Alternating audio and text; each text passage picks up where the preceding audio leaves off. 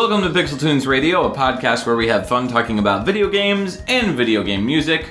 I am Mike. And I am Ed. And we are coming to you with some awesome tracks from you. This is episode 40, fan favorites. And so if you guys have been listening to us a couple episodes back, we announced that we were going to do a listener request style episode where you could join our Facebook group and submit a track that you'd like to hear us play on our show. And if we picked you, then we would let you submit some content as well. So that's what we've done, and that's what we have today. So to start off, I'd like to say that we picked these tracks completely without bias as to who submitted the tracks. Yeah, we blanked out all the names on the tracks, so that way we would be able to listen to the songs first and not see who picked them, and that way we wouldn't have any kind of bias, and that way we would just pick the track based on the track alone, not the game or anything like that. So if you've submitted a song and it didn't get picked, it's nothing personal against you. We tried to pick a good combination of stuff that we would normally play on the show and some stuff that was a little outside of our normal, style of music, and stuff that we found really interesting. So that's what we've got. We've got 12 awesome tracks, and they're extremely eclectic. I don't even think that we have... I think they're all from different consoles. I don't think we have a single duplicate console on our show today. We have a really crazy mix of awesome music, and the music itself is very eclectic. It's full of tons of variety and just different styles and genres of music. So you're gonna hear everything from chiptunes to experimental avant-garde stuff, just good old hard rock music. Yeah, a lot of fun stuff. And a lot of different variety in composers too. Western, Japanese, American. That's right. So I'd say let's start on with our first track. All right, that sounds good. All right, so the first track is picked by Kevin Thomas, and this was Persona Q, Shadow of the Labyrinth, and the song is called Maze of Life. So let's go ahead and listen to that, and then when we come back from the break, we'll talk a little bit about the track.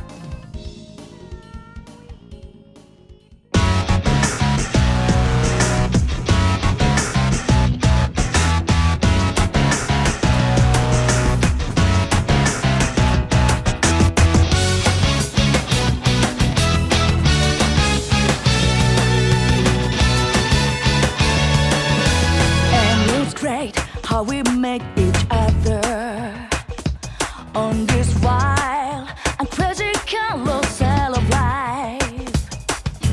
Any cool time it changed the path of our lives, set us off a new adventure. This carousel takes us round and round. This labyrinth of life, you can't tell up from down. So much fun. We forgot to check when this crossroads taking us. But hey, here we come. This carousel spins us round so much.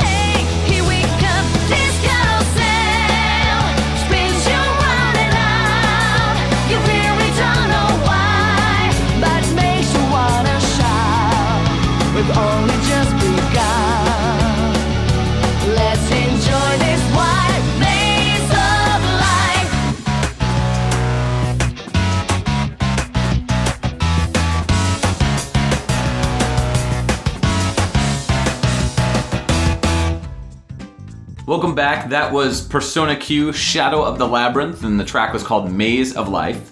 And our good friend Kevin Thomas picked that track. Kevin writes, Persona Q was a great game, and one of my favorite parts was the music. The title track, Maze of Life, does a great job of setting the mood of the Persona 3 and 4 groups working together and developing friendships. The song itself is just a really catchy and upbeat song, and I can't listen to it without getting pumped up. Also, it's pretty great when Japanese people sing in English, just saying. I agree with everything he said. Yeah, pretty much. That is definitely a pump you up song. This is a really happy, bouncy track. And I really like the weird combination of like, I don't want to say like a sawtooth guitar almost, but it's like, it's sharp. It's really low notes on the piano combined in perfect harmony with an electric guitar. Right. So it kind of gives it that like sharp punch underneath the guitar tone. Yeah. I like it a lot. Very staccato too. Yeah. I was almost kind of reminded of Everlasting Love from the Katamari soundtrack, which we played previously. It's got that same dun, dun, dun, like very sharp staccato notes that I really love. Yeah, it's really good. And the drums are just really happy and bouncy and light and bright. And Japanese people singing in English. Yes. I thought this was Yoko Kanno from, the Cowboy Bebop series. Mm-hmm. It does sound a lot like her. It sounds a lot like her. So, yeah, I was really feeling this track. As far as the game, I gotta be honest, I really wasn't feeling the game. It's one of those series that I've always wanted to check out. Like, I've heard so many good things about Shin Megami Tensei and Persona, but it's like there's so much content out there with these games, like I don't even know where to begin. And I've also heard that they take hours upon hours to complete. Like I've heard people that have been 40 hours into the game and they're like, yeah, I just finished the first part. I don't have time for this. So I went on YouTube and I watched one of the intro videos to the, just like the first like 40 minutes of the game or an hour of the game, and it was literally like 40 minutes of just cutscenes. Yeah. Dialogue back and forth between the characters, and I'm of the mindset like this is not a game for me. Like even if I wanted to get into it, it's not a game for me because there's too many characters. I need like a small cast of no more than like 10 to 12 characters max. And so this game is a little intimidating because it's got so many characters, and like they all, I don't want to say they all look the same, but they're all like that Mo style of anime. Again, from what I understand, because there's so much dialogue and so much story, the characters are so deeply fleshed out that even if they look similar, if you're a big fan of the series, you're going to be able to differentiate them, just based on the dialogue and their actions throughout the game. So this is kind of pushing me more towards checking out more of the series. Absolutely. So, being a complete newbie at the series, I'd like to hear where I could kind of start to jump in without having to go like all the way back to Megami Tensei, the NES game, which has since been translated to English, but was never available in the States. But, can I jump in at PS2 era? Can I jump in more recently? Curious about that. As far as the composers go, Toshiki Konishi and Atsushi Kitajo, took a semester of Japanese, still can't figure that out. They worked on a lot of different stuff. Toshiki worked on Persona Q, and also worked on Trauma Center New Blood and Trauma Center Second Opinion, which we were just talking before the break. Those are great games. Yeah, Trauma Centers were great. Love the Trauma Center games. And as far as Atsushi, he worked on Persona 4 Arena Ultimax, Persona Q, and Rain, which was a TV series. Yeah, and also a lot of the Shin Megami Tensei series, like Devil Survivor, Persona 3, Persona 4. So Persona Q is kind of both the characters from Persona 3 and Persona 4 appear in this game. So having the composers that worked on both of those games really helps to, combine and solidify that kind of combination with the music from both games as well. So great suggestion, Kevin. Thank you very much. All right, so our next track is from Mr. Aaron Hickman, who's actually been on the show before, and the track that he picked is called Bear a Grudge. The track is the title music or in-game music, and this is, I think, our very first ZX Spectrum game. It is. Hit those chip tunes.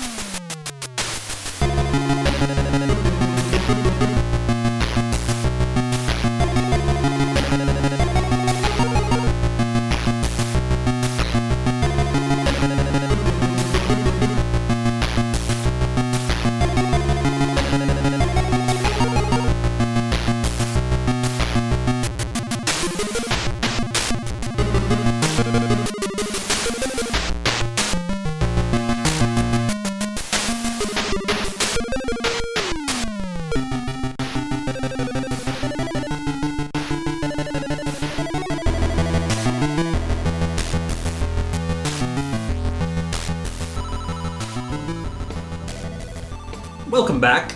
That was Bear a Grudge for the ZX Spectrum, written by J. Dave Rogers. And for a tiny little pocket-sized computer with a little tiny PSG chip inside, it's kind of a big sound. Yeah, no, the sound is very rich. You've got this rolling noise that's always in the background. It's like the arpeggios just kind of going and going. Yeah. Well, that's a major thing from, you know, all these Western composers that were so limited by these little 3 and 4 and sometimes 5-channel chips, is that these arpeggios really help you get kind of a bigger sound out of it. Yeah. So as we said before, our pal Aaron Hickman requested this song, so he submitted an actual audio file for us, which kind of describes the game and its origins and why he picked it. So here's what Aaron had to say. Hey guys, this is Aaron from the Retro Obscura and Genesis Gems podcast, and I am so glad that Mike and Ed chose my song to be on the episode, and I'm going to tell you why I picked it. So about 6 months ago now, I was preparing to do a ZX Spectrum episode on the Retro Obscura podcast, and I was trying to find some of the worst games that ever came out on the system, just because it's not as well known in America. We had the Commodore 64 and the Apple II. Well, the ZX Spectrum was huge in the UK, and so they had their own magazines and everything devoted to the system, and so they had one called Your Sinclair, and sometimes they would release free games inside the magazine. And one time they released a Space Harrier clone called Bear a Grudge, starring a mascot bear, kind of, I think, from the magazine. I actually have a ZX Spectrum. I've fired up the game, and the game is absolutely terrible. The hit detection is just way off. Obviously, the ZX Spectrum has limited graphical capability. You know, even saying that, this game just looks bad, and it's so easy to die. Whenever the enemies come on screen, you can hardly move, and it seems like you just can't kill them. But the one thing I do like is the music by J. Dave Rogers, and why I like it is it's just so upbeat. Usually music back then was pretty short, but this song, it goes on for about a little over 3 minutes, and it almost feels like it just evolves as it keeps going. Even though it's only using, this version of the song uses an AY38910 chip, which is in a line of chips that were used in things like the Vectrex and then the Intellivision and the Amstrad and obviously the Spectrum 128K. I think the song it makes great use of the limited sound channels. You've only got 3 PSGs, but it sounds fantastic. I just love it. I'm a lover of video game music, and I'd only just discovered it this year, so I really hope you enjoy it. Thanks. Oh, and I just want to throw in real quick that I really enjoyed that episode that Ed and Mike did about Mark Van Heck. I mean, he is just one of the best American composers out there, especially with his hit songs from things like Barbie on the NES and, Heavy Shreddin', The Simpsons, Bart versus the Space Mutants, Swamp Thing. I mean, I can just go on. Toys on the Genesis and Super Nintendo. I mean, this guy's done it all. Really appreciate that, guys. Thanks. And yes, Aaron, our Mark Van Heck episode was totally awesome. Thank you. That was kind of an in-joke because back when we first started, we had people telling us they loved our Marvel episode. Yeah. And so if you've heard the Marvel episode, you'll kind of understand what we're talking about. People were telling us they loved our Marvel episode before we actually did a Marvel episode. Yeah. So I think that's Aaron's way of telling us he wants us to do a Mark Van Heck episode. I don't think that will ever happen. Sorry, I've heard Mark Van Heck stuff and, maybe a track or two, but I don't know if we can dedicate a whole episode to him. Oh, we should do a Barbie. Just Barbie. Just Barbie. Yeah. All Barbie. All Barbie all the time. Maybe half Barbie and half Mary-Kate and Ashley Olsen. There we go. Oh, that'd be great. That'd be awesome. So yeah, this game sucks. Yeah, it's pretty bad. It's really bad. A lot of the Spectrum games kind of remind me, and especially this one, of like an LCD Pocket game. Definitely. The graphics are about as simple as you can possibly get for actually being called a video game. Right. And this one is kind of a direct ripoff of Space Harrier. Even the bosses, there's like a giant caterpillar worm thing that appears on the screen that is patterned identically after the first dragon boss from Space Harrier. Yeah. So, it was a little bit of a rip, but at the other side, we did get this really cool tune from J. Dave Rogers to go along with it, so you can't really complain, I guess, too much. That's kind of my consensus about the ZX Spectrum, is that the games are, for the most part, really terrible, but the music is fantastic. Yeah, there are a few decent Spectrum games, but you kind of have to put yourself... You have to wear old glasses, I guess. For the time and for the price and for the size and the portability of the unit, it was pretty good. I mean, it was kind of... ingenuitous? That's not a word. That's not a word. What's the word I'm looking for? Ingenious? Yeah. Okay. We'll go with that. All right. Yeah, there was ingenuity behind the design of the console. But, looking back on it nowadays, they really don't stand the test of time. Yeah. No, So, not feeling it. So J. Dave Rogers has quite a few games to his name. He really started off on the Spectrum and some of the older consoles, writing the music for Centipede, Exelon, Anarchy, Turbo Boat Simulator, the 2 Cyber games. Turbo Boat Simulator. Yes. Oh man, that sounds like fun. Yeah, but just keep in mind that you're simulating a turbo boat on the Amstrad, the Commodore 64, and the Spectrum. Never mind. So I don't know how much simulator you can actually get out of that. It's simulating a good game. A turbo boat. But it's doing a really bad job. Yes. Yeah. Exactly. So around the late 80s, early 90s, he started doing some Game Boy sound writing and development. He did the Game Boy version of Turrican. He did the Game Boy version of Universal Soldier and Missile Command. And then the 2 arcade classics collections from Accolade, which included Centipede, Millipede, and then Asteroids and Missile Command for the Game Boy, which is kind of cool. And then followed it up with Cybernoid 2 in 2002 for the Windows version of the game. So okay, then. Haven't heard much from him after that, but he's got some good stuff. Not trumpeted very much. You don't really hear his name thrown around No. for the amount of games that he has. Right. So what's our next song, Michael? So the next track was picked by Cole Simon, and he picked a really good track from Nemesis 2, also known as Gradius the Interstellar Assault. And On the Game Boy. Yes, on the Game Boy, that's correct.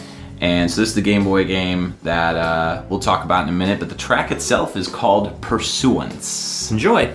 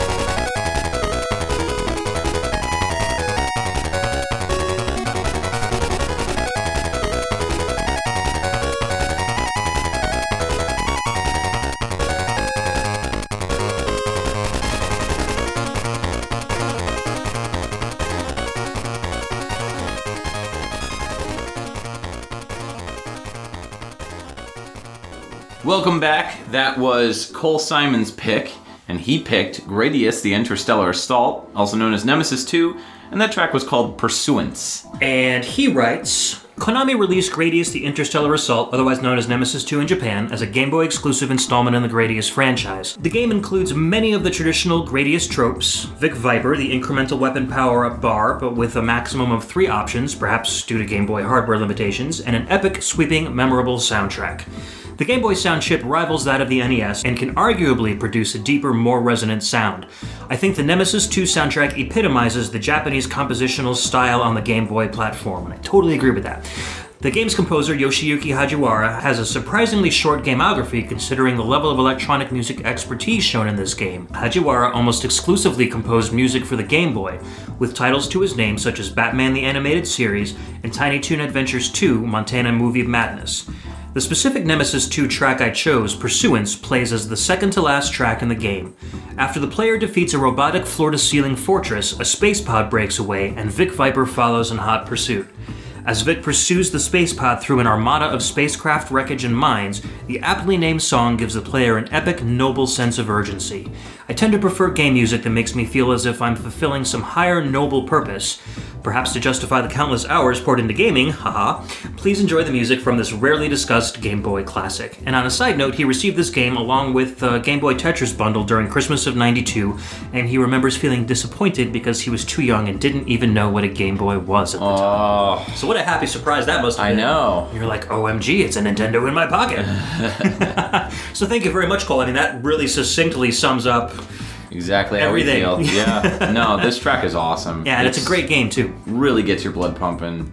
Really just kind of sends out the urgency of, hey, I need to do this task immediately. And I'm kind of with him on the idea that, you know, you're kind of fulfilling some higher noble purpose as far as playing a video game goes. So I want my music to kind of sound like that too. So I'm on board. Yeah, with well, that. you tend to like that energetic. Right. You always say energetic, pump you up music, which I enjoy too. But you're like super into that stuff. Super. And that kind of gives you a purpose. It lets you feel like you're in the shoes of the person that you're playing, or the ship that you're flying, or the duck that you're walking across the street.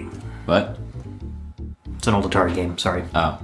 Anyway, so in inclusion to the couple of titles that Cole mentioned in his write-up, Yoshiyuki Hagiwara also did Burst Out for the Game Boy, Kabunoa, which was a Japanese-only release, Mission Impossible in 1990, Ganbare Goemon Saruete Ibishimaru for the Game Boy as well.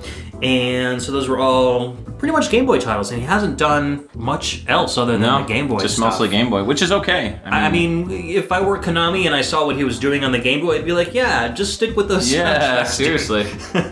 Just keep making epic music. This whole episode is getting me interested in some games that I'd never heard of, so we have to kind of thank you guys for that. For Nemesis 2, I'd say out of all the games that I haven't played yet, that is the one that I want the most. I mean, like, after I listened to this, let me put it this way, after I listened to this track, I immediately started calling my local game stores and being like, do you have this game? And they're like, no. So I'm like, and I gotta eBay it. So that's gonna happen sometime real soon. That's pretty awesome. Yeah, so that kind of tells you how much I like this type of music. So what about you, as far as this? Well, I've played a few of these games. Okay. But Yeah, a few were definitely new to me. Yeah. A few were games I was, kind of peripherally aware of, but never really got, deep into. Right. So in researching a lot of these games, there are quite a few that I'm like, oh, all right, I need to really check this out. And since we did 2 episodes, since this is our 3rd episode in 3 weeks, it's kind of limited our amount of time to really check these games out. Yeah. So I'm gonna probably end up, maybe I'll post some stuff on the Facebook group after I check some of these games out and give some of my impressions of the gameplay and not just the music. All right, so what's our next track?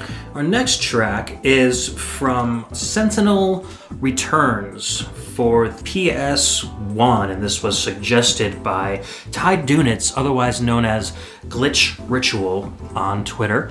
And this is called In-Game Music 1. It was composed by John Carpenter and arranged by Gary McKill. So let's take a listen.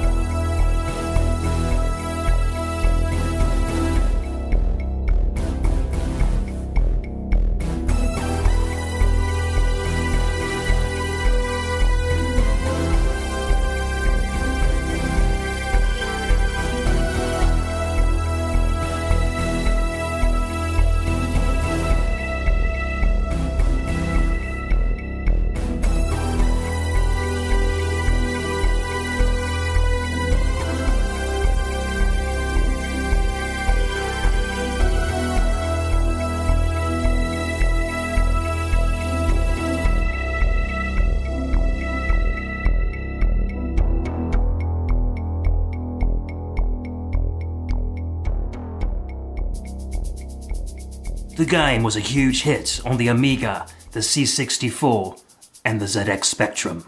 Sentinel. It was okay, well, it was kind of an afterthought on the PC and the PlayStation.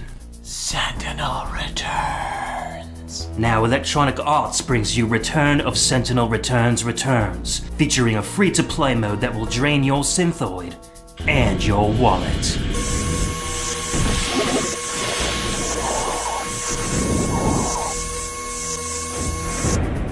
Please purchase more energy. Please purchase more energy. Watch stupefied as the difficulty level ramps up from super easy to ultra impossible in just 5 stages. Hop in the car and scan QR codes at big chain retailers in order to finish levels. Post images of hobos you've just knocked unconscious to EA's proprietary social media site in order to unlock new areas. And enter your debit card number and PIN code to literally hand over your entire paycheck to the CEO. Return of Sentinel returns. It's a return on our investment as you turn over your salary. Available on all ATMs this fall. All right, welcome back. That track was courtesy of John Carpenter and Gary McKill, and the track was from a game called Sentinel Returns, and this was the in-game music one, or just the first game's music. Now, who is it that requested this track? Ty Dunitz. Okay. And he's on Twitter, you said? He follows us on... Yeah, he's a fan of ours. I kind of got in contact with him through a mutual friend, my buddy Jay, who basically made Whoa Dave and works at Choice Provisions. Whoa Dave! And Ty actually did all of the branding and graphics for Choice Provisions and Mini Visions when they changed over from Gaijin Games. Cool. So check him out on Twitter at Glitch Ritual. He's a fantastic artist. He's got tons and tons of works, and you can commission stuff from him too. And he does a lot of video game and TV, but kind of puts his own spin on the images and characters, and it's really cool stuff. Cool. So anyways, why don't you read what he sent us? Yeah, so he said, though its cyberpunk mid-90s pre-rendered interface is about as dated as it gets, Sentinel Returns was one of my first glimpses into what a game, even a remake of an older game, could say. Its weirdly erotic imagery and gameplay, which involves supplanting the consciousness of increasingly higher beings, was at the time movingly existential. And though perhaps it's nostalgia talking, I still find it to be today. Also, the soundtrack was composed by John Carpenter. I don't understand why I need to justify that. John Carpenter.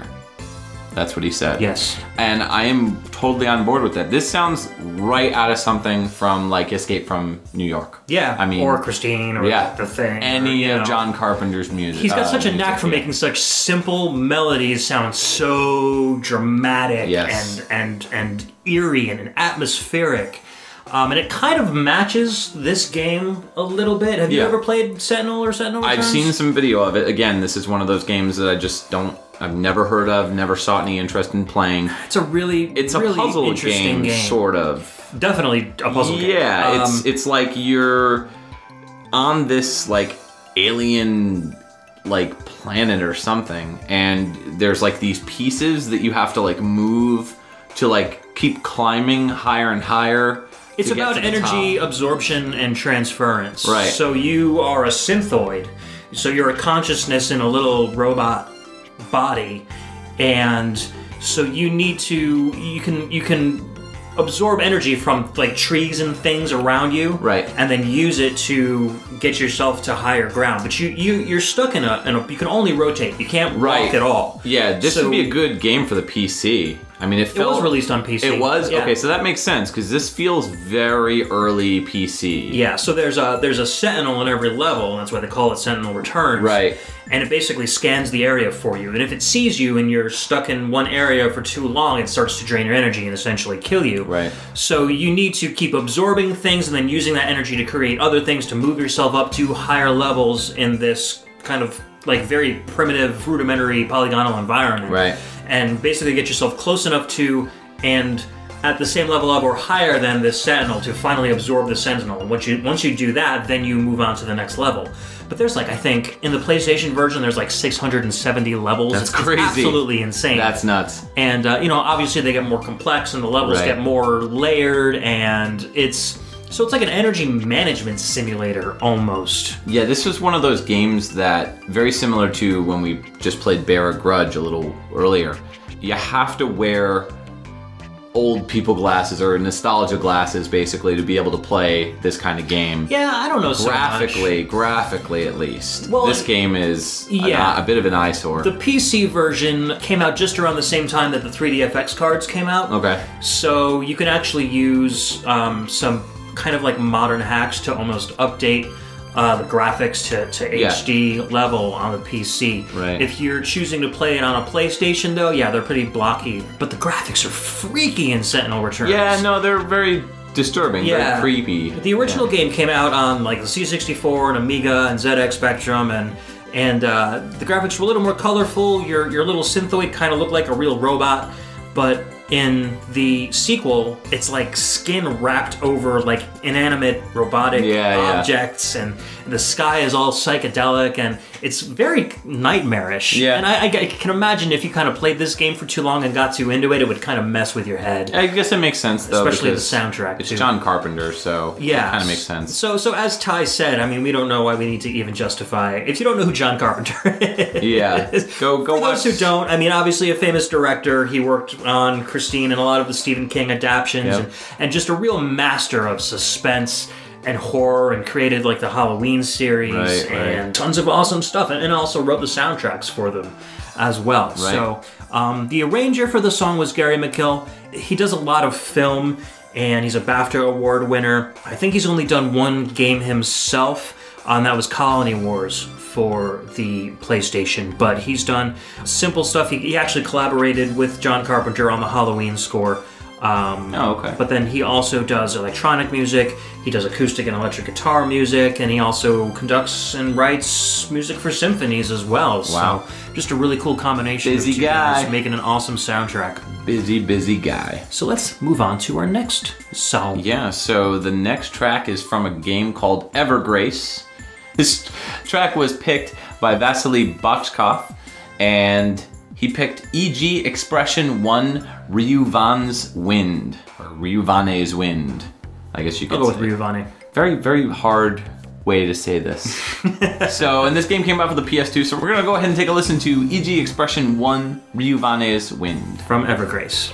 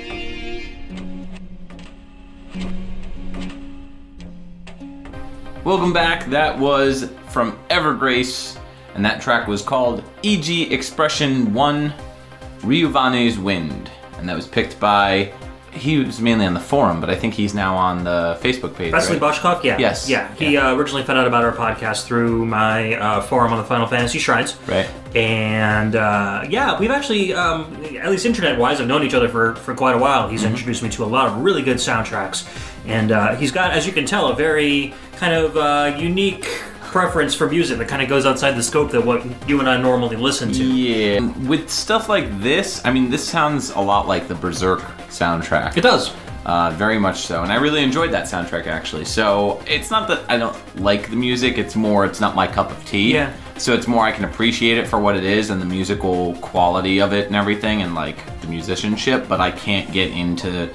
I need something with a beat, man. I need to dance or I need to headbang, you know? I was also kind of reminded of the Akira soundtrack. Where a lot of the instrumentation was, you know, human voices with very limited kind of percussion in the background.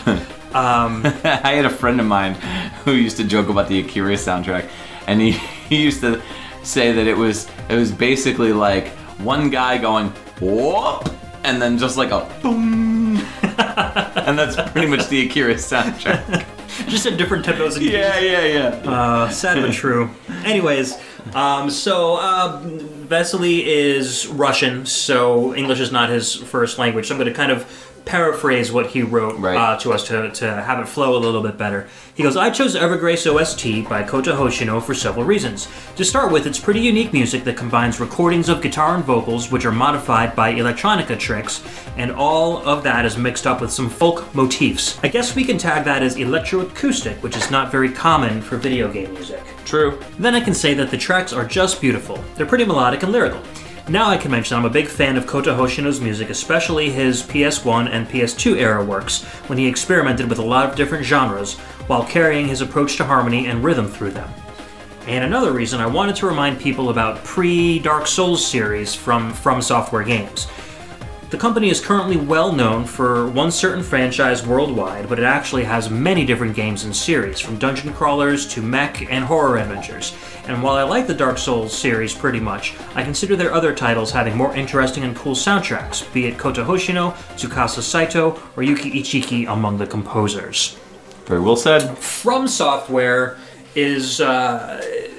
aside from like the Dark Soul and Demon's Souls series, which has gotten immensely popular, their previous works are kind of all over the place and they're not for everybody. I started off playing their games when Echo Knight came out on the PS1, which was actually Kota Hoshino's first soundtrack, and I absolutely fell in love with it.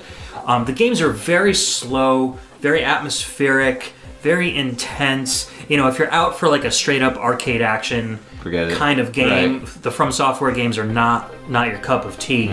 But even like carried on to like the Xbox with Otogi, it's just a very lonely feeling.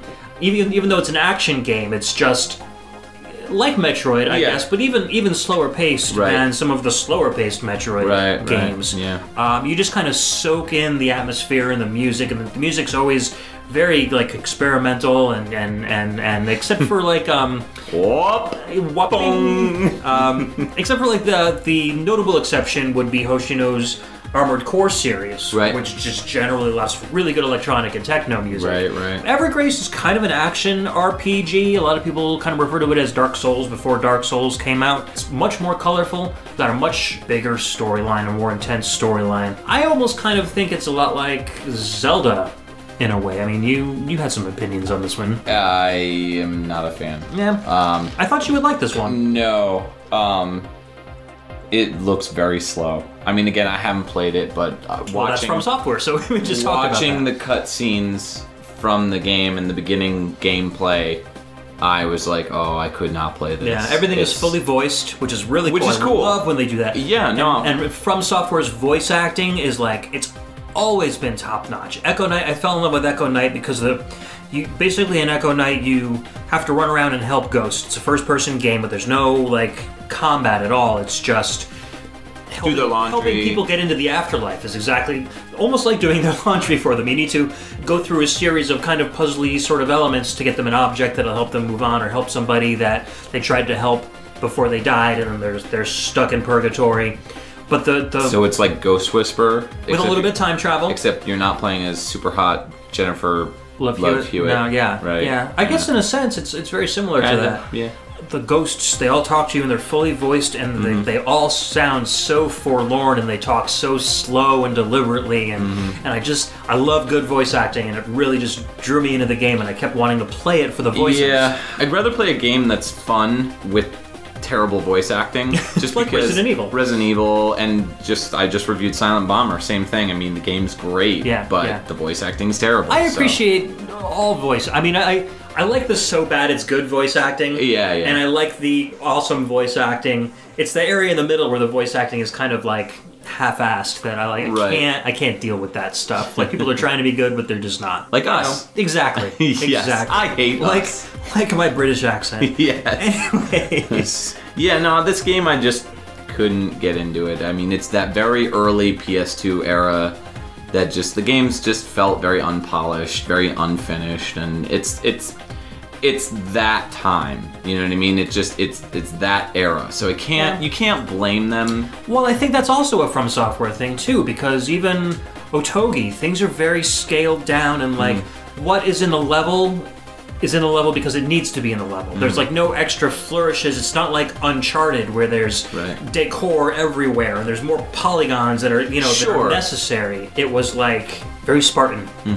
And to just keep a focus on what needs to be there and have some rock walls on the side, whatever. Those are the barriers. But the gameplay and the character development is the focus of the game. So it's just personal opinion. Yeah. Like I said, I didn't think the From Software games would be for you anyway, based on what I know about your preferences. I've wanted to check out Dark Souls for a while, but just I can't be bothered. Yeah. No, I know what you mean. I'm just you need to pour a lot of hours into From Software's games. Right. A lot of people just don't have that time. And I haven't even tried Dark Souls or any of that series because I simply don't have the time to bang my head against the wall over and over again. Yes. So let's completely switch gears from a very slow and deliberate game to a super fast vertical shooter that came out on the arcades and for the Sega Saturn. This is Battle Garegga. This was requested by Magma Dragoon, whose real identity remains a secret. And this is Fly to the Leaden Sky from Manabu Namiki.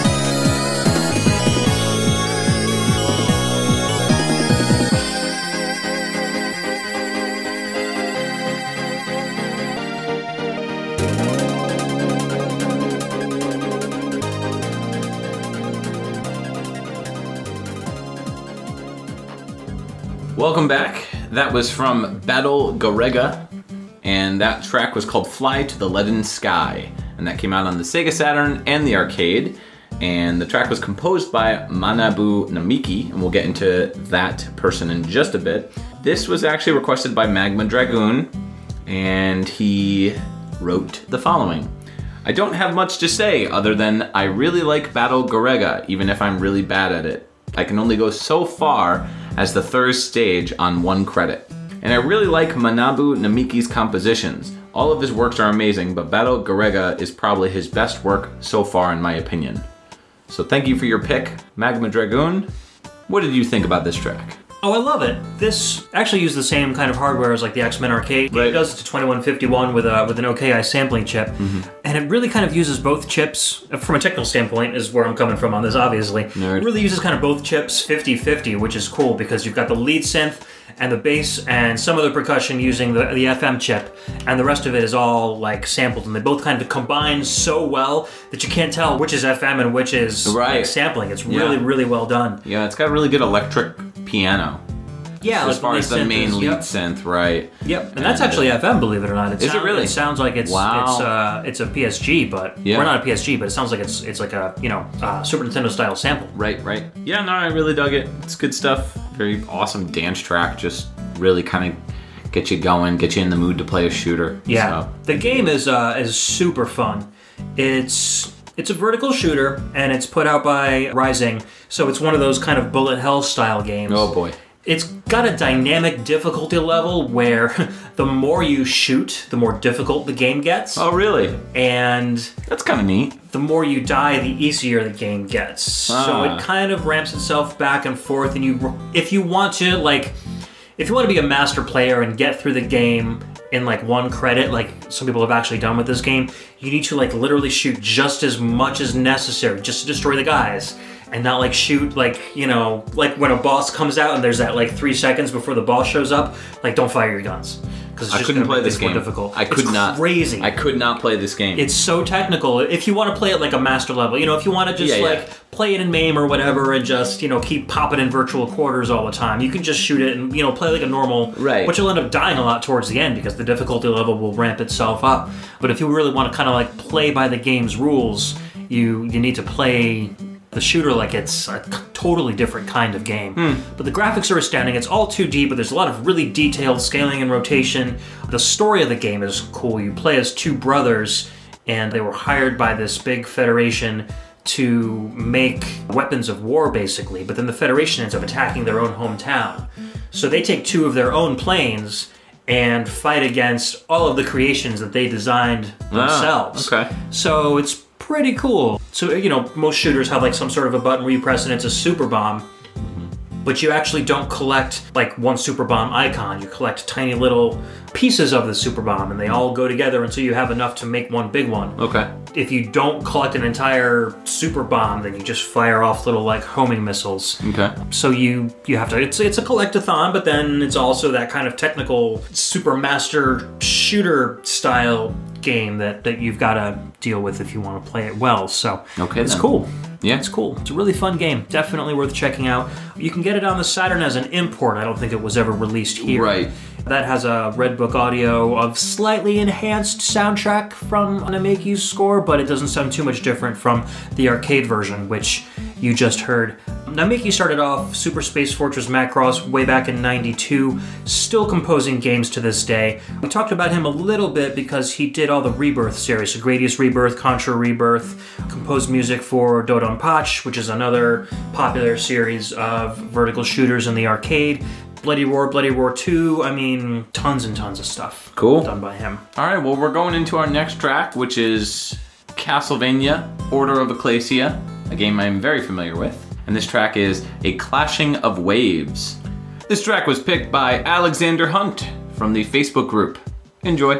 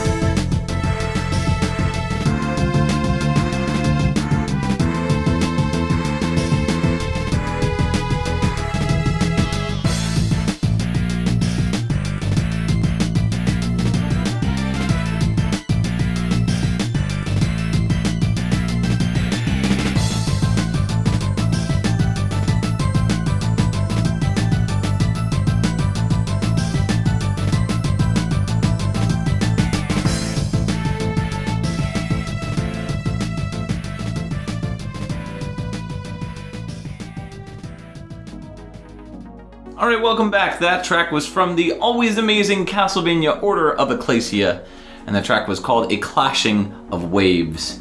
And thank you very much, Alexander Hunt, for playing the Castlevania card, because you knew that I would pick it. Tugging on Mike's heartstrings. I saw Castlevania and was like, I'm sold. I'm picking this. But all joking aside, this track is fantastic from an absolutely beautiful game. Absolutely. And so Alexander Hunt, who comes to us from Great Britain, writes, I was really undecided. It's like asking someone for their favorite movie. There's too many options. It was going to be either this track, A Clashing of Waves, Rondo of Blood's The Den, or Aquatic Ambiance, which you guys played in the very first episode, so that was out of the question. Eventually I chose A Clashing of Waves because I've always loved the underwater levels in games. They always seem to have great music. They always feel so calming. My first experience of playing one was in Alex Kidd in Miracle World on the Master System 2, which was the first console I ever owned, and they nailed it on that one. When you posted the question on Facebook, I had literally just finished my first ever playthrough of Order of Ecclesia, which was a fantastic game, and this was my favorite track.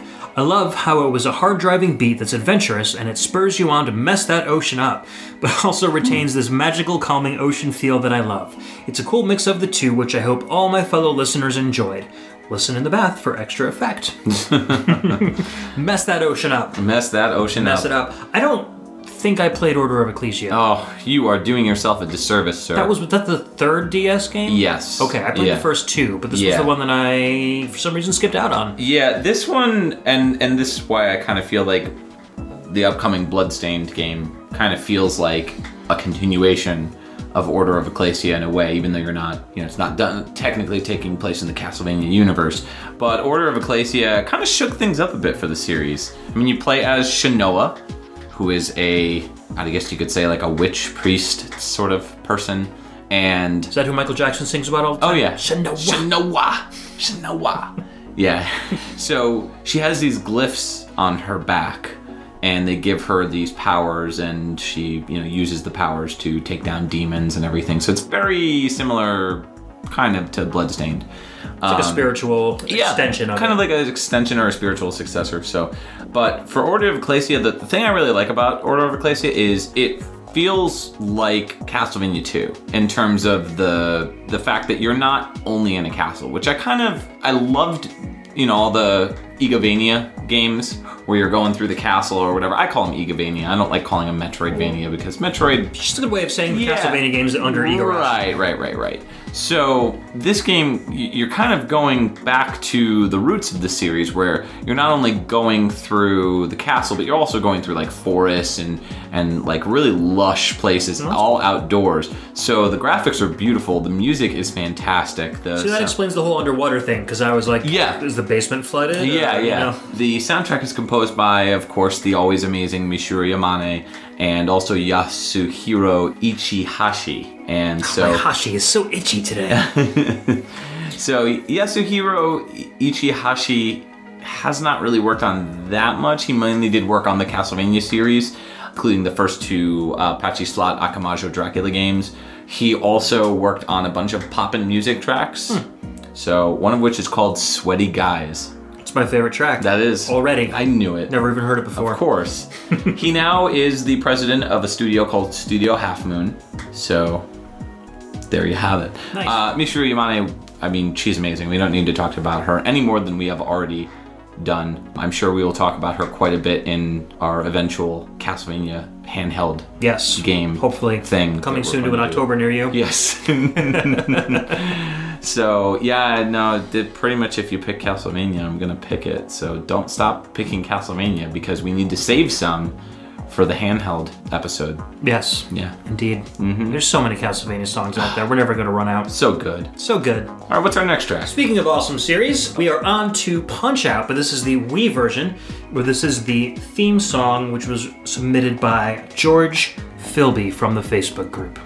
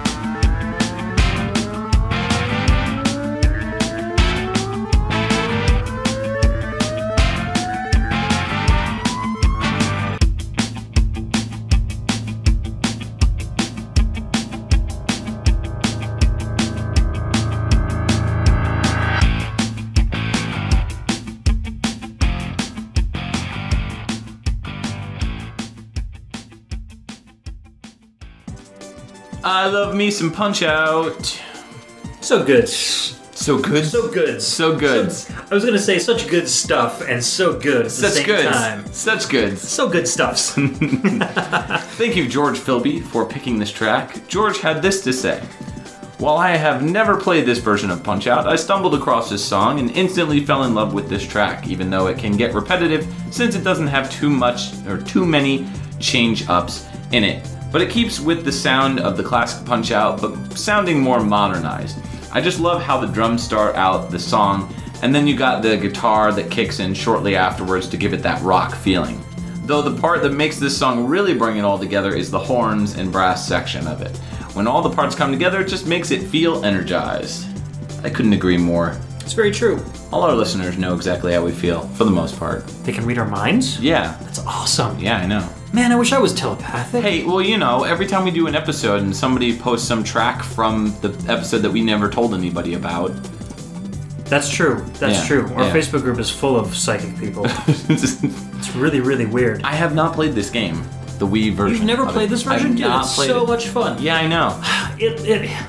Yeah, I know. Everyone tells me that I need to play it. It's like I don't know. There's pros and cons to it, though. Because you're using the motion controls, it loses some of the precision that, you know, the first two games on the NES and the Super NES kind of like Donkey Kong Country Returns, yeah. Right. But on the other hand, just the fact that you can actually punch and feeling like you're really, you know, taking on the guise of Little Mac. Right.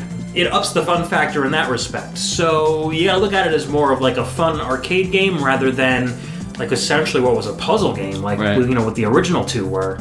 So I like it, but I'm not saying I like it because it's an extension of the first two games. I like it because it's fun in a different way. Right. And also the music is completely phenomenal. It was written by Mike Peacock, Darren Radke, and Chad York. And they're a trio of guys who have done several compositions for Nintendo. These are the guys from Next Level Games? Yes. Okay. So they did Punch-Out, which this song also appeared in the soundtrack for Smash Brothers Wii U and 3DS. Mm-hmm. And also most recently did the soundtrack for the Luigi's Mansion Dark Moon on 3DS. Yeah. You know, it's interesting to listen to this track and realize that this track is based on originally Japanese tracks, and so even though it's kind of like a rebirth of the original Punch-Out tracks, it still maintains a very Western flavor. Like this song kind of sounds like what you would hear in a Rocky movie, to be honest. Oh yeah, absolutely. Whereas, and I think that the originals, no, not so much. See, I think the original soundtrack was inspired by the music from stuff like the Rocky movies, and I think that this soundtrack is kind of like what the original composers kind of would have intended their music to sound like had they been able to use real instruments. Right. Yeah, I could see that. The entire soundtrack is like this too. So, you know, if you're not familiar with the Punch-Out Wii soundtrack, there are themes from all of the different boxers, and the background music changes depending on who you're fighting against. And a lot of them are kind of reworks of and live live instrumental versions of the themes from the NES and Super Nintendo boxers, and kind of like fleshed out a little bit. So it's a lot of fun to listen to. What did you spend more time with, Mike Tyson's Punch-Out or Punch-Out? Punch-Out meaning the non-Mike Tyson version. Oh, I own the Mike Tyson's Punch-Out version. Oh, you did? So I don't think I actually even ever played the so-called Punch-Out that came afterwards. I did. It's the only version I had. I never had Mike Tyson's Punch-Out until I bought it, and then I was like, why do I have this? It's the same game. Yeah. So, yeah. No, I never played Mike Tyson's Punch-Out really until I picked it up, and I was like, why? So, yeah, I don't know why.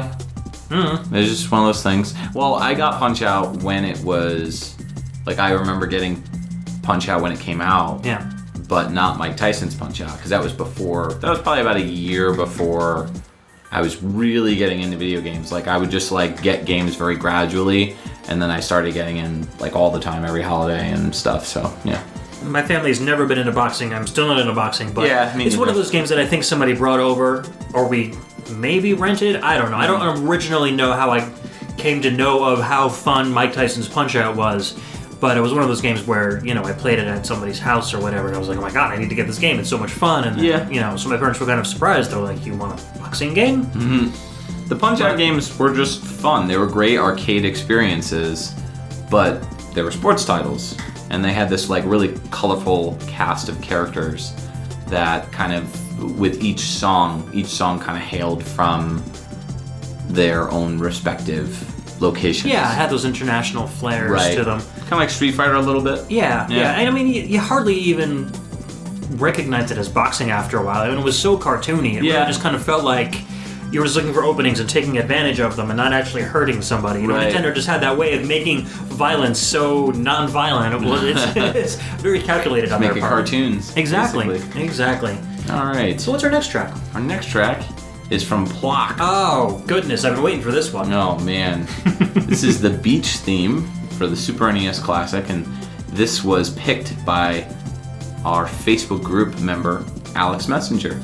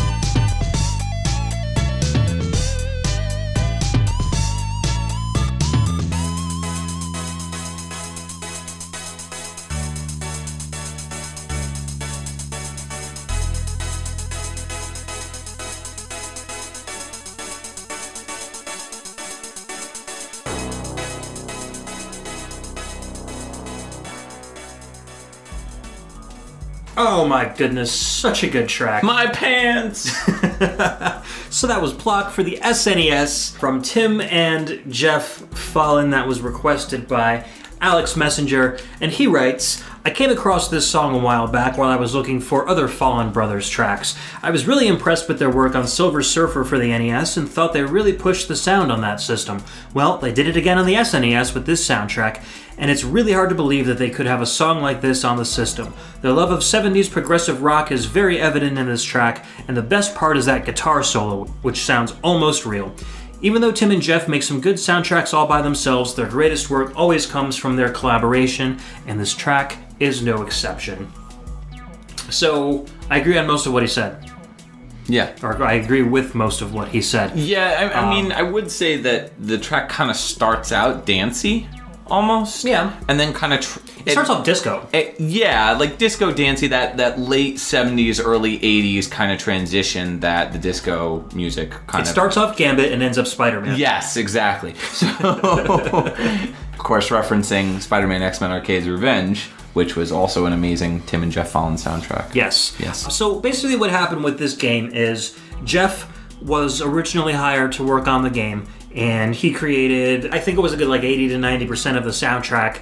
As they were developing the game further, they realized they needed some extra tracks. Jeff was already working on a different game, so they called his brother Tim. Who rewrote all the tracks. No, just he kidding. didn't rewrite all the tracks. Just kidding. But he added quite a few tracks into the game, notably the title screen. And this song, I don't know, I almost think that this was something he might have had on the back burner for Spider-Man X-Men because it sounds so similar to that game. Yep. You know, they just decided that this would have been a good fit for the plot game.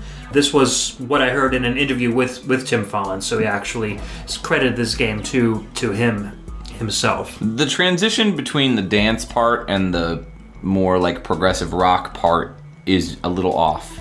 That's the only... If I had to say anything constructive about that, is the transition is kind of... How dare you criticize the Fallen, I know. sir. I'm just saying, a great track. I love this song, but I kind of feel like the transition into the more progressive rock stuff was jumbled. I don't know. It's a great track, but that's my only... No, yeah, I agree with this. There's two distinct movements within the song, and you know, not everybody's perfect. I know. Not everybody. He fell asleep. That's what happened. Yes. He fell asleep while he was recording. Exactly. Yep. And he was like, oh, this is just... He was recording, like, while he was falling asleep, so he was still putting in the notes and everything. He was like, that's good enough. Whatever. Still majestic. Good gracious. Yeah, so actually, a little bit of trivia for you guys, if you didn't know this.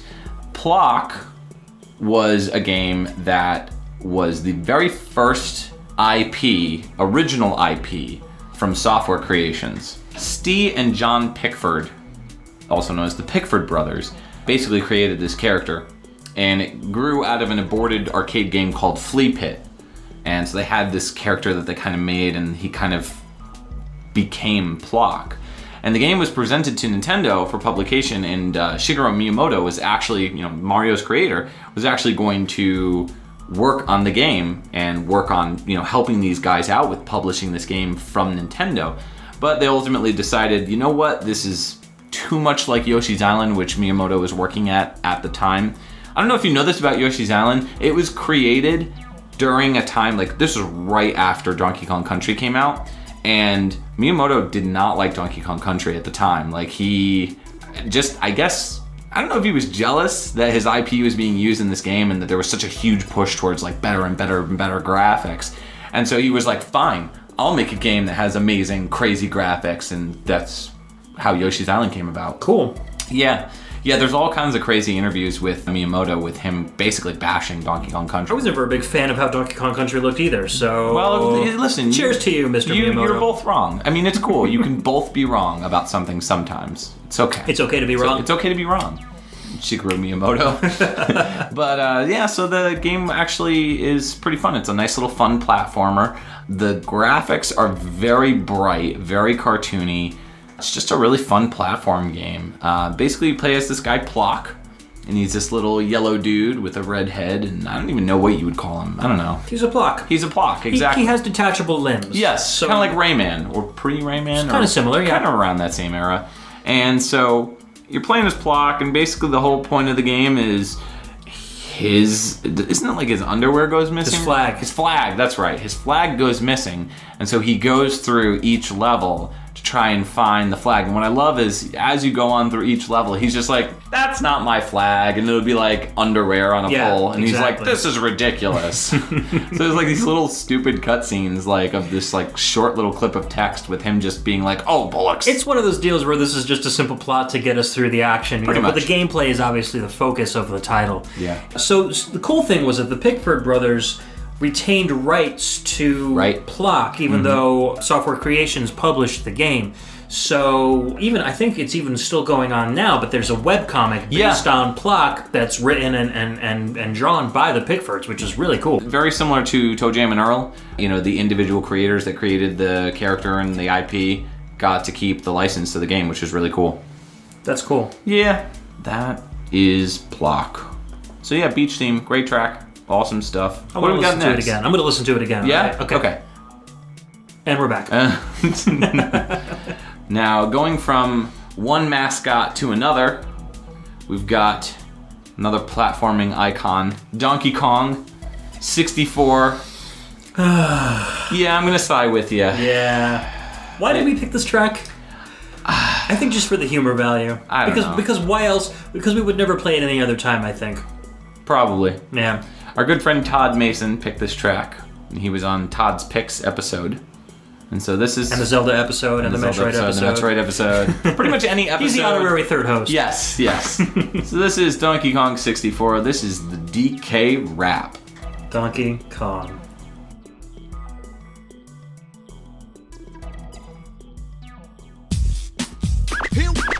Here we go. So the finally here. Performing for you.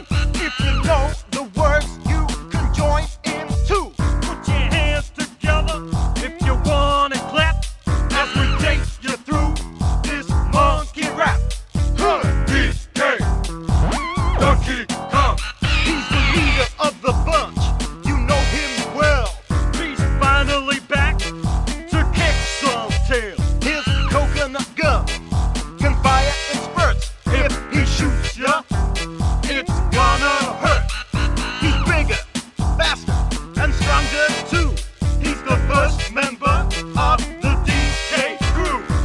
DK, Donkey Kong.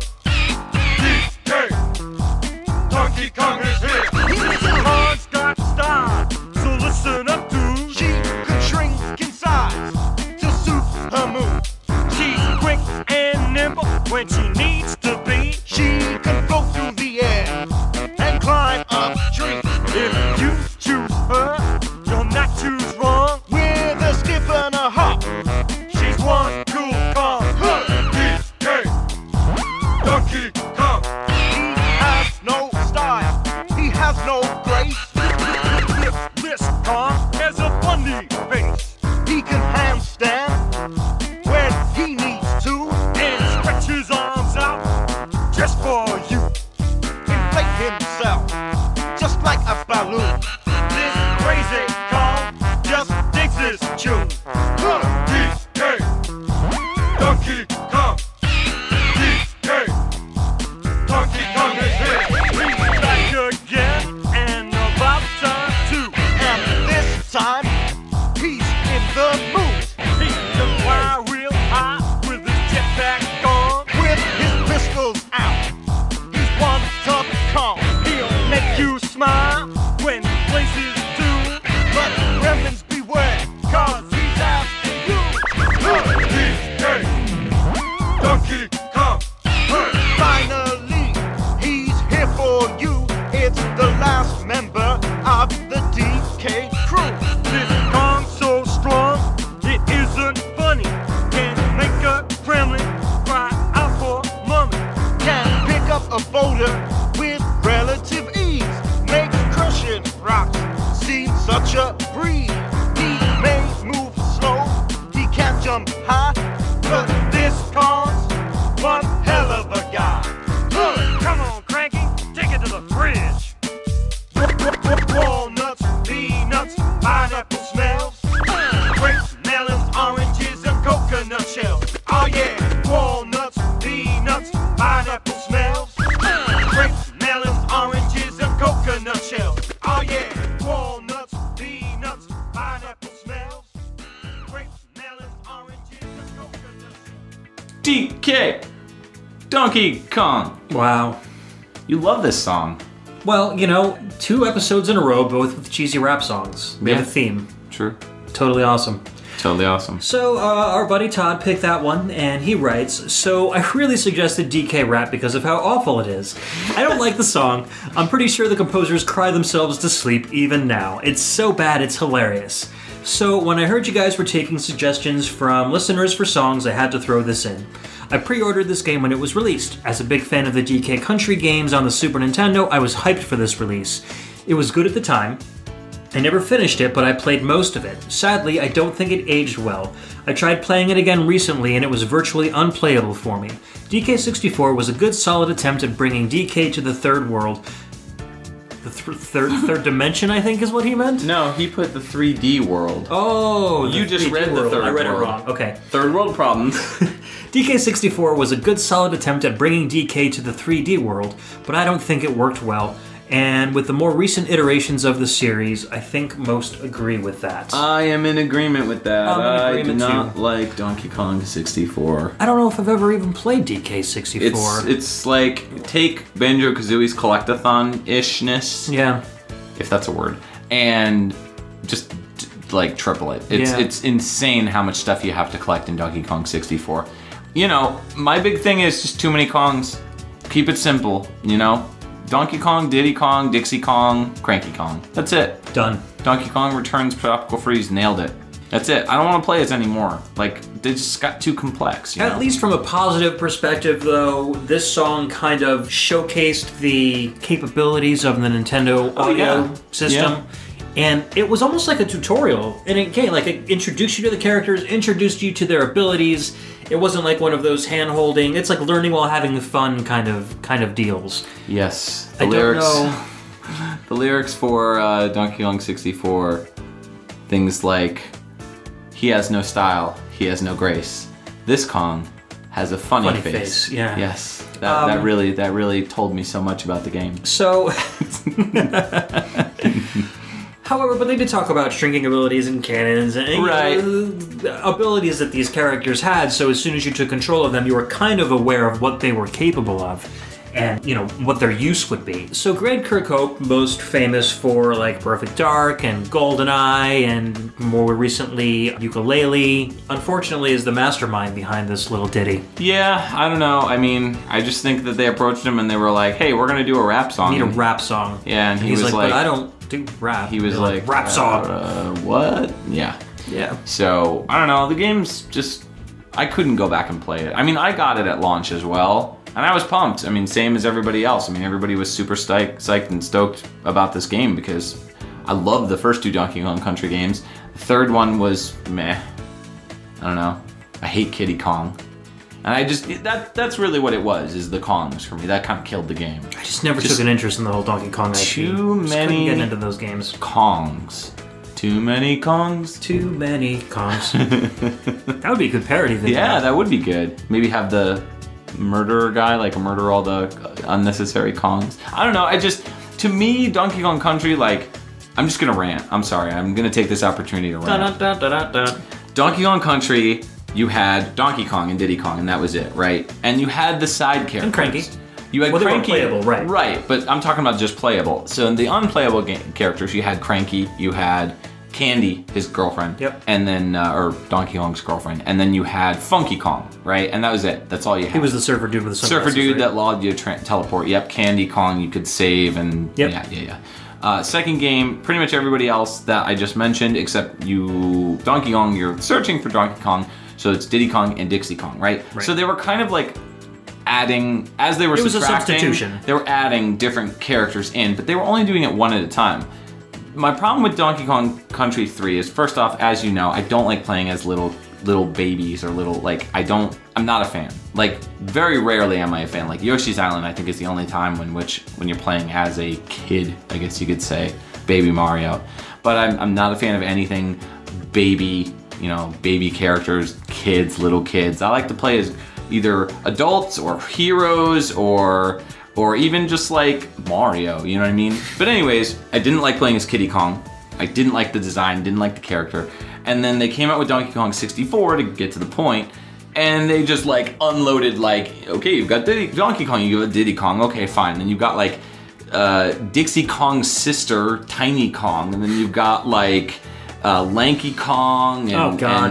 and See, I'm so glad I skipped out on you had like 4 additional Kongs that you're just like, dude, I don't want to play as all these. Just give me Donkey and Diddy and maybe Dixie, and Yeah, that's it. yeah. Like, Don't go too crazy with that stuff. So that's my little rant about Donkey Kong Country.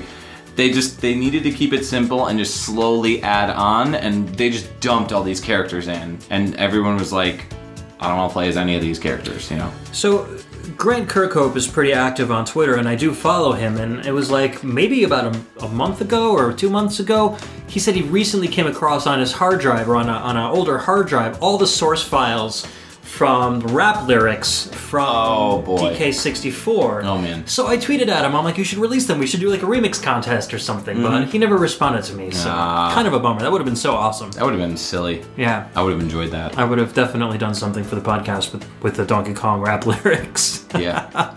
Maybe I can get my kids! Oh my god! No, I'm just kidding. Never. I would never subject them to that. No, you would never make your kids rap over a song. Never. Never ever. Alright, what's our next track? Our next track is from the MSX2 version of Metal Gear, the original version of the game, suggested by Daniel Lawton. This is Theme of Terra.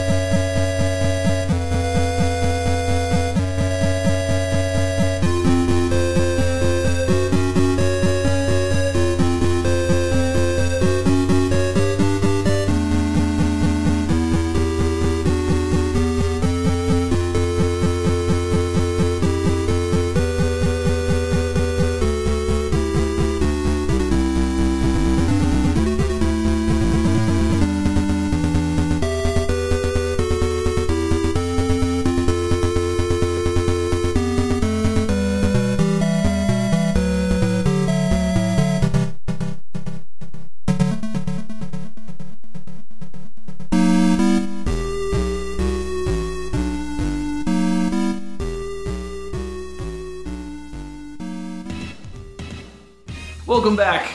That was from Metal Gear for the MSX2, and that track was called Theme of Terra. I don't know who Terra is, but I'm sure she enjoyed her theme, because it is a great song. It is.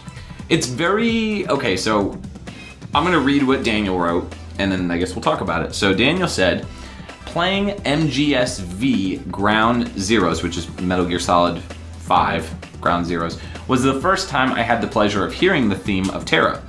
Amongst the many orchestral tracks that are exceptionally composed lies this classic MSX track.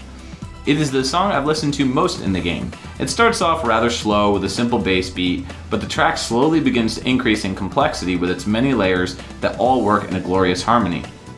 There is a remarkable amount of depth to the song as the many layers contrast one another quite nicely, especially as the tempo increases. It's quite deceptive with its initial simplicity, but turns out to be a solid auditory adventure. There is a good reason that amongst orchestral tracks, I still gravitate to this one, playing while I request chopper evacuation. Very true. I think that the three composers that worked on this kind of all did various different parts. Specifically, Iku Mizutani, I think really worked on the more like do like the upbeat part of the song. That's more his style, That's definitely more his style. Whereas I think Shigehiro Takenouchi worked on this track as well, along with Motoaki Furukawa.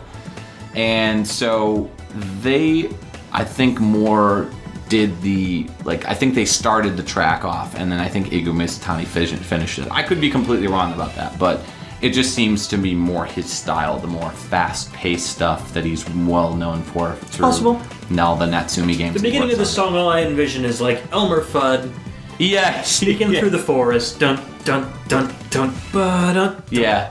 Hunting rabbit, hunting duck, whatever he's doing that day. It's very like Dragnet, very like 50s, 60s, suspense, suspense. Sneaky suspense. Yeah, and that's perfect for this game. And when the track kind of builds, it kind of has that more Japanese feel to it, which I really like. Yeah, totally. This game has great music. As far as the game itself, MSX version, I'm not that familiar with. I've played the Metal Gear Solid 3, what was it, like Revengeance or whatever? Yeah. I think that's what it was called. That version, because it came with like the bonus limited edition or whatever, came with that. But I believe it's an exact translation. Yeah, it's an exact port of the MSX and the second game as well as on the disc as well. So if you're looking to, if you haven't picked it up already and you're looking for an easy way to play these games, that's probably the easiest way to play them. It's kind of pricey now, but it's definitely worth it. So check out that version of the game if you want it. So that way you don't have to go out and buy an MSX. Ta-da! Or an MSX2. So it's a lot of money to spend for a Metal Gear. Oh yeah, definitely. But hey, there's fans that do it. This series has very dedicated fans. True. I kind of lost interest after Metal Gear Solid 3, mainly because I didn't pick up a PlayStation 3. So, I don't know. But for this game, it's fun. It's definitely fun. It's a slower paced game than like Metal Gear Solid, I would say. But I think that it works out to be a really fun experience overall. Cool. Yeah. Like I said, stealth isn't my bag, so yeah. I played the first Metal Gear Solid, I think the GameCube version. Yeah, that was fun. Yeah, it was good, but I ended up, I think, basically handing it over to my brother and like watching him play the last half because I just didn't have the patience for it. So never really got into it that much. I don't play those games really. Okay, so when I play Metal Gear game, I try to be as sneaky as possible. And I get really angry when I get caught because it's usually either not my fault or it's like a toe will be poking out and they'll be like, "Oh, I saw you," you know, like yeah. So I get very frustrated when I get caught because I don't want to get caught, and when I do, I just end up playing the game like an action game, anyways. Just running and gunning. I don't have patience for that. So you know, it's my style. All right, what's our next track? Ooh, Battletoads. Yes, we have Battletoads. Battle Dudes. This is the Genesis version of Volkmeyer's Inferno, requested by a buddy of ours, Cam Worm. Let's take a listen.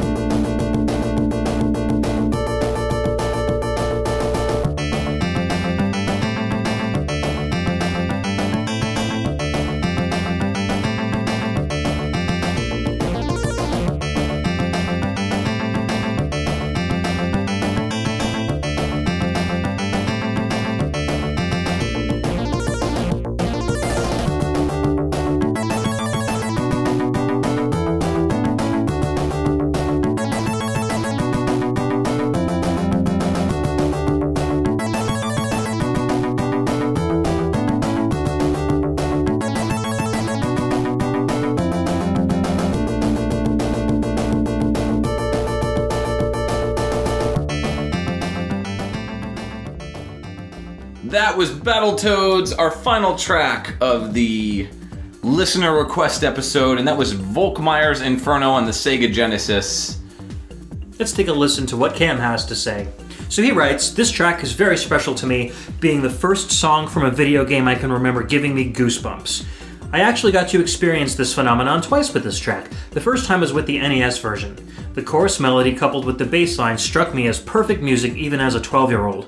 It was a rare treat that I'd get to hear it, as I rarely even made it to Volkmeyer's Inferno. When I first played the Genesis version, I was immediately struck by the quality of the music. Ragnarok's canyon sounded so much more full and layered. The Wookiee hole had this mysterious, echoey feel to it that set the underground scene perfectly. It was also rich and full of life. Long story short, when I finally got to hear the Volkmeyer's Inferno race theme on the Genesis, I was floored. The bleeps and bloops with a great melody had been transformed into a rock and roll masterpiece. There were now hard rockin' drums, a fleshed out rhythm section, and a beautiful, fully formed melody. The goosebumps returned in full force. This is a go-to track for me when asked to name favorites. To me, pop rock VGM composition doesn't get much better than this. I hope you enjoyed it. Thank you, Cam. Yay! Cam's a buddy of ours, goes back quite a bit. I actually didn't know him before the podcast started, but he was a friend of yours, right? Sort of. Sort of? Yeah. So Scott, who was on our Scott's Picks and our racing game episode, Cam was a friend of his, and I had met him once. Oh, okay. We went to Video Games Live, which was the one that I met Tommy Tallarico at, and then I didn't see him until very recently when he was like, oh, you guys do this show? This is awesome. Yeah, well, he started Became a messaging fan. me and saying, you know, I'm a huge fan of the show. I know Scott, blah, blah, blah, blah, blah. Yeah, yeah. So we got to talking, and he's such a nice guy. Yeah. So we started chatting back and forth. I invited him down for a game night. He lives up in New York. So he came all the way down and hung out with us, Yeah. and he's an awesome dude, and I Yeah. would love to have him on the show as a co-host at some point. So. You're gonna boot me off? Yeah, not a guest host. You know what I mean? I know. Or we'll just, I'll push you in front of a train or Yeah, something. you know. That'll work. You can, strap me onto one of these Battletoads, things, and I'll just, I'll suck as hard as I suck in Battletoads normally. We'll sit you down in front of the Volkmeyer's Inferno race. There we go. And say, here, you beat this, and Cam and I will sneak off and do the show together. Oh, there we go. Yeah. Perfect. Awesome. Perfect. Sweet. So, the Genesis version of Battletoads it's unique, I guess is a way to say it. Dude, I don't know, man. Yeah, you're not a fan. I'm not a huge fan of it either. It almost seems like it's an afterthought, historically speaking, because whenever you walk up to a random gamer and you're like, tell me everything you know about the original Battletoads game, they're going to be like, oh yeah, it was this great game on the NES and blah, blah, blah, blah, blah. I bought it at GameStop. And then somewhere... And then somewhere down the line, the more they talk about it, they might say, oh, you know what? I think it might have been released on the Genesis too. Yeah. Because... It's totally an afterthought. Yeah, the Genesis version, I don't think... It came out so much later than the NES version did that I think a lot of people kind of played it and got it out of their system, and then the Genesis version came out and people were like, yeah, alright, it's on the Genesis. It's the definitive... The NES version is the definitive version of the game. I'm sorry, but I just... In your opinion. In my opinion, I cannot picture a Battletoads game, meaning the first Battletoads, on any other system other than the NES. Now, it did come out in the Game Boy, which was the Ragnarok's Revenge or whatever it was called. That was pretty much a port of the NES game. It was... Yeah, 98% identical. Right. Which is funny because it uses completely different art on the front cover, yet Battletoads for the Game Boy was a completely different game. It was basically a sequel to Battletoads, and with different game, different music, but had the same screenshot from the NES one. Yep. So it's very confusing, but that's a great game, by the way. I think we played a track. We played it on our Game Boy track. Yeah. So Battletoads Game Boy is great. Battletoads for NES is great. Battletoads for Genesis, I don't know, I can't do it. I mean, the colors are very nice. It's very lush looking, and they try to make it look like what it's supposed to be. But I like the neon colors of the original Battletoads for the NES, as far as graphically speaking. I think as a Genesis game, if it had come out without the NES version, or without me having played the NES version so much first, I would have said, this is a great Genesis game. Right. But because I'm so ensconced in the sights and the sounds of the NES version, that everything about the Genesis version, my eyes just see the NES version overlaid on it. No, this is wrong, this sounds wrong, this looks wrong. I can't supplant the NES version out of the Genesis version. And that's a shame, because there are some benefits to the Genesis version, like, for example, the graphics. They are better than the NES version, but I just cannot look at the Genesis version without seeing the NES version. I can't do it. I'm on the exact same page with you. So. And musically, it's the same thing. I don't know, you had mentioned earlier, you had said, it's like David Wise didn't know how to turn the volume down on some of these synths. I mean, bass-wise, the bass sounds great on this really great driving stuff. He's a master of bass, driving bass. He's really good at that. But man, those synths, they're just so loud and I mean, as I've said obnoxious before, sounding. I'm not a big fan of Dave Wise's work on the Genesis. this is one of his better ones. Yeah. You know, as far as Genesis goes, but I still gotta say I prefer the NES version. Absolutely. So basically, you know, we picked this one because I think this is probably the only time we'd ever play a Genesis Battletoads. Probably, track. yeah. And Cam, we're sorry for poo-pooing on your pick so much. We kind of poo-pooed on a lot of these picks. Not too much. I don't know. Well, you did. I did, yeah. I'm sorry. With Evergrace and I you was know, but it's not okay. a It's a fan matter of of opinion. Evergrace. And we get to share things that we normally Right. wouldn't share, and that's why it's a listener request episode. Exactly. And it's nothing personal against the people that picked it. Right. It's just, you know, this gives Except us the maybe opportunity. Cam. I don't know, maybe Cam. Yeah, well, you know, Cam is Cam. We love you, Cam. We're sorry. Anyhow, we hope you guys enjoyed the picks. Please leave us comments and suggestions for more picks and more themes on our Facebook group. You can go to facebook.com/groups/PixelTunes Radio. Join us there. All of the people that have requested songs that you've heard about today, they all post on our group regularly, so you can, you know, share and congratulate them for getting their songs on our show and discuss these tracks. We always have our latest episode pinned to the top of the group, so you can start a conversation under there and talk about questions and comments about our particular show that we've got out. Yeah, so we're gonna be doing next episode in 2 weeks. Back to our 2-week schedule. Right, so it will not be one episode a week. We're kind of Burned out. a little bit. We're gonna take a little bit of a break, but we will be back on normal schedule, and so the next episode will launch, what, 2 weeks? In 2 weeks from now. 2 weeks Two weeks from from today. So that's going to be a free pick episode. So I figure since this episode was all you guys' picks, we're going to share some stuff that we've been sitting on for a while that, That's right. you know, we want to share with you guys, kind of outside the normal scope of our themes, and pick a lot of good tracks that might not fit into some episode themes that we've been doing lately. So Check out the podcast on iTunes.